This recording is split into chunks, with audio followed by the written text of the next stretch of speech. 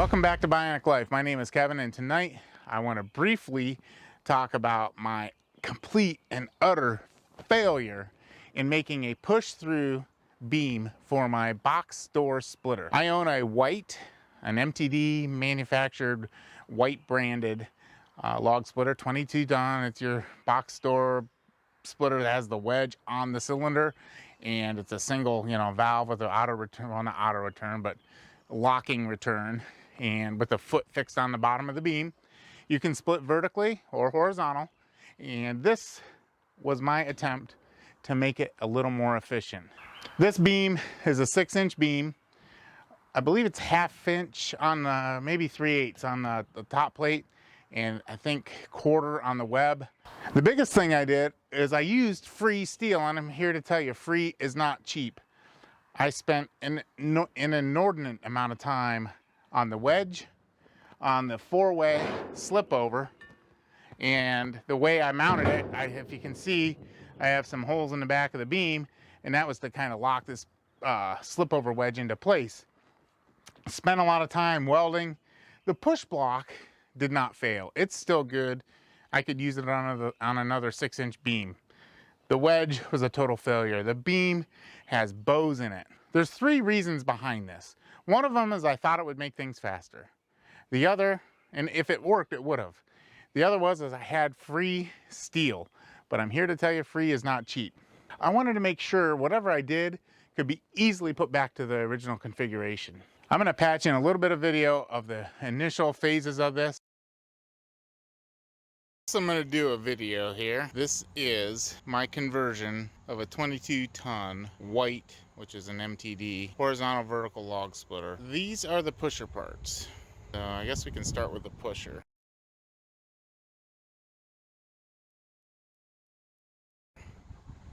So the pusher is about a 9-inch by, well, actually the pusher plate is 10-inch. The plate that rides on the beam is going to be 9 inches in length, I guess. It's actually probably 10 and a quarter wide. These will be the cylinder mounting brackets. These are the side supports. Initially, these were going to be the center supports, and I was going to put another set just as big, but from what I'm seeing, it's probably not necessary. There's an extra hole in here. I'll explain that in a minute. Something very similar to that on both sides. This guy here, this guy here. Then I will weld a support across the top to the plate to limit any flexing. Under rail supports, for lack of a better word, or guide supports, are right here. There's 2 of those, 1 on each side.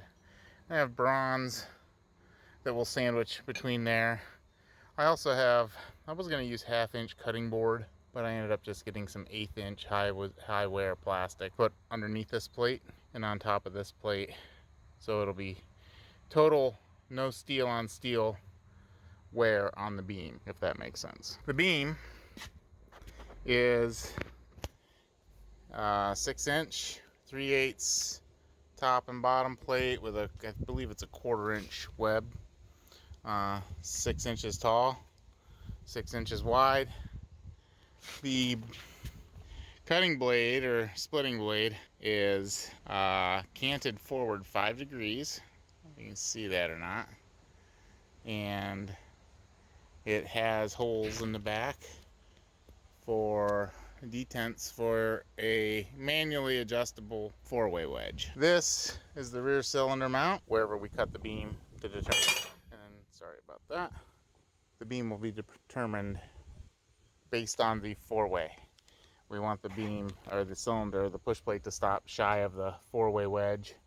If it runs, 2 inches or so from this wedge here, I believe I'm okay with that. These will be gussets and beam rings, so these are actually going to be welded. Now we'll go through piece by piece here real quick. These guys here, they're just the corners of something, and again, these that hole that I was mentioning earlier.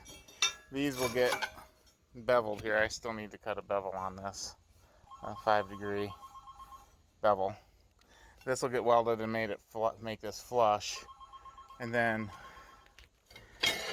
this support is going to, actually I need to grind that down, it looks like, will be welded in and give this plenty of support on the tail end.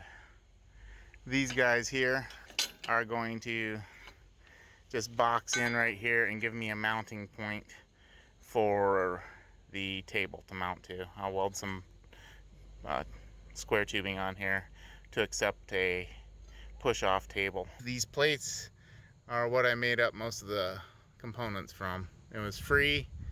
I'm not exactly sure what they came from. I think they were some kind of pad or shims on some of the industrial sized upright silos or some kind of gas vessel at some kind of manufacturing facility.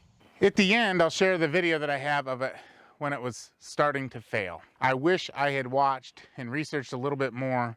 There's I think it's a mentoring engineer. There's a channel out there that talks about all the stresses and forces and this and that.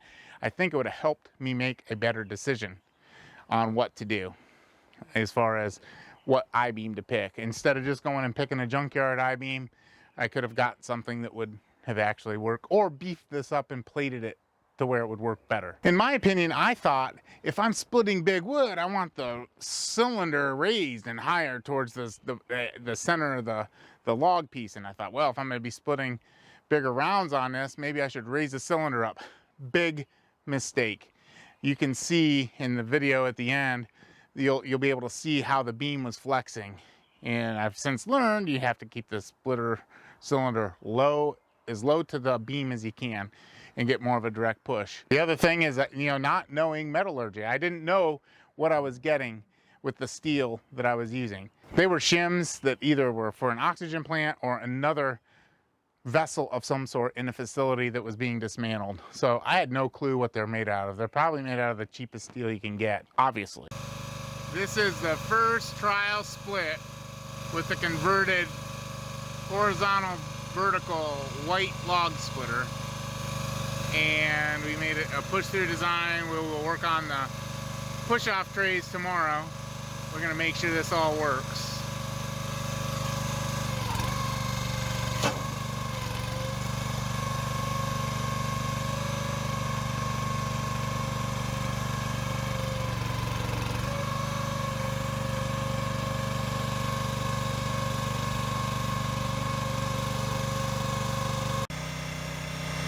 Here is the trial on a large diameter log.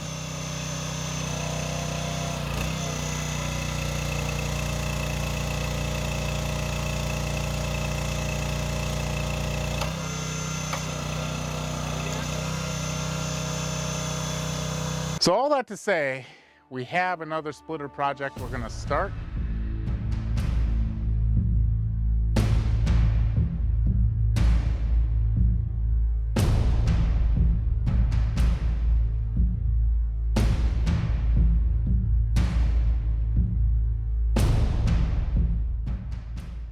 I am definitely taking into account the mistakes that I made. Hopefully we're not going to repeat them, so stay tuned for the upcoming splitter build.